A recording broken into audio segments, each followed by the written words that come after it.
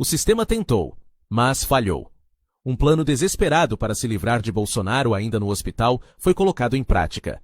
E só não teve sucesso graças a Deus. Agora, o jornalista Paulo Figueiredo acaba de revelar todos os bastidores dessa trama sombria, que segundo ele, o STF jamais imaginou que viria à tona. Você vai se surpreender com o que foi descoberto e como os responsáveis pensaram que poderiam agir nas sombras sem consequências.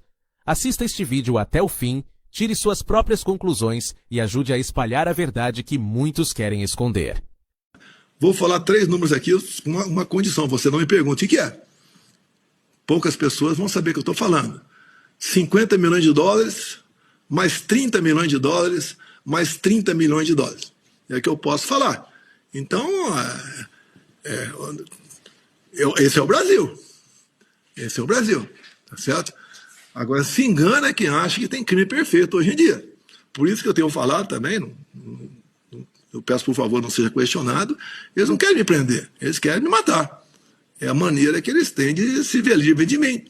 Que eu sou um arquivo vivo por aí, apesar de nós termos um dos poderes com superpoder. Mas acredito que assim que você resiste aí, eu resisto por lá de cá. Porque eu apurei nos últimos dias como foram os bastidores da ida desta moça aqui, bota a imagem aqui, Bruno, do STF. Essa moça que está sendo premiada pelo Barroso, que está sendo abraçada, a vítima do constrangimento ilegal na profissão e o cacete, essa senhora, quando ela foi no DF estar no Hospital de Brasília, como foi esse processo dela entrar dentro da UTI para entregar essa intimação ao Bolsonaro? Bolsonaro falou que ela meteu o pé na porta e tal, e meteu o pé na porta, mas não foi apenas um pé da porta literal. A mulher insistiu, e não deixaram que ela entrasse. E aí houve uma reunião dentro do hospital, ao que eu fui informado, chamaram a diretoria do hospital e os médicos, vários médicos.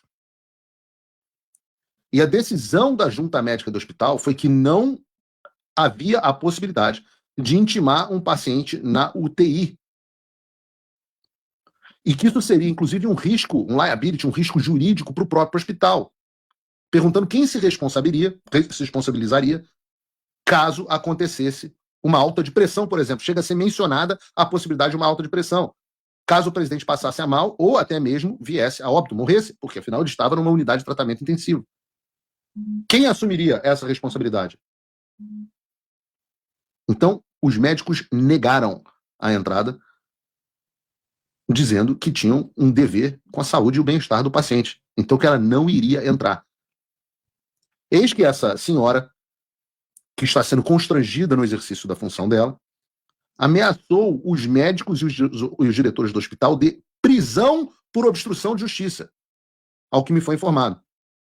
E foi aí que eles finalmente cederam, apenas quando foram ameaçados de prisão. Médicos protegendo um paciente na UTI foram ameaçados de prisão para que esta senhora não esperasse uma semana para entregar a intimação do processo Bolsonaro. As pessoas que participaram dessa reunião, que me relataram, disseram que foi uma reunião ruim. E aí entra a cereja do bolo. Porque parece que há uma gravação desta reunião. Uma reunião com mais de 10 pessoas dentro da sala. E parece que uma ou mais delas teriam gravado essa reunião. E eu gostaria muito que ela viesse a público. Muito. Mas a verdade é que a gente vive num país onde as pessoas morrem de medo do Alexandre de Moraes. As pessoas falam, não vou tornar público, vai que eu sofro uma busca e apreensão, vou ter meu nome colocado no processo. As pessoas têm medo. Vejam, as pessoas não são equipadas para lidar com o Estado opressor. Então, elas simplesmente têm medo. Mas eu clamo para as pessoas que têm essa gravação, para que façam a coisa certa e deixem chegar à imprensa. Eu garanto que se chegar a mim, o sigilo de fonte será preservado. E eu falo isso porque, e provavelmente nem você eu que vou publicar. Vai chegar a mim, o seu sigilo de fonte vai ser publicado, e eu vou deixar alguém da velha mídia publicar como com frequência eu faço. É a melhor forma de gerar repercussão. Deixa a velha mídia publicar e deixa eles darem um furo. E eu comento, eu repercuto, melhor. Mas eu quero dizer, eu digo isso porque esse episódio mostra todos os elementos, de fato, que tornam um país uma ditadura. Você tem o tirano, mas o tirano sozinho não faz de um país uma ditadura. Ele precisa de quem? Dos seus colaboradores, como esta senhora oficial de justiça.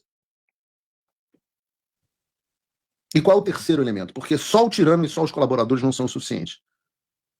Há a necessidade da conivência do cidadão comum, do médico, da enfermeira, do cara da faxina. São os omissos. Se a OAB fosse contrária a determinado advogado-geral da União, estabelecesse um procedimento disciplinar e cassasse a OAB desse advogado-geral da União, imediatamente ele perderia o cargo. Não, isso não acontece. Obtido mediante concurso. A parte de corregedoria está garantida à AGU, só permite-se a parte. Então, exatamente o que ocorre é que, como não há essa obrigatoriedade, se faz um monte de pequenas gambiarras. Não, isso pode, isso não pode, aquilo pode. Não, é muito perigoso subordinar uma instituição de Estado a qualquer outra